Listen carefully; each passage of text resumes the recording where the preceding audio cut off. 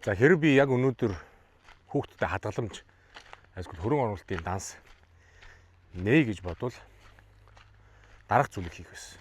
За юу вэ гэхээр банкны салбар дээр ч юм уу эсвэл утсан дээр хүүхдтэйгээ хамтдаа тэр дансыг, тэр хөрөнгө оруулалтын данс, хуримтлалын дансыг нээх байсан.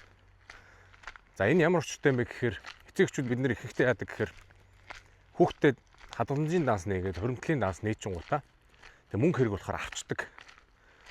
За хүүхдтэйгээ хамтдаа очиод хүүхдтэй хилээд ингээд хадгаламжийн данс, хөрөнгө оруулалтын дансаа нээхэд нэгдүгüүрт нь хүүхдтэй амлалт өгч гэнэ гэсэн үг. За нөхөр минь ингээд тайлбарлах нь шүү дээ, тий. Чин чамд зориулж ийм хадгаламж нээж байгаа шүү. Чиний 18 нас хүрэхэд их сургуульчин зориулж мөнгө чуулааж байгаа шүү. Эсвэл коллежийн мөнгө шүү. За эсвэл юу гэдгийг 25 хүрээд байр авах хурцлагын мөнгө шүү гэж. Тийм зоригтой хадгаламж өөрт нь амлалт өгч байгаа. За хоёрдугаарт нь болонгууд бас эцэг эхчүүд бид нар өөрсдөө бас амлалт өгж байгаа. За хүүхдэд амлалт өгсөн юм чинь тэр хүүхдийг хадгаламжийг хамаагүй авч үрэхгүй. Тэгээ би биендээ хариуцлага тохиод ирнэ гэсэн үг.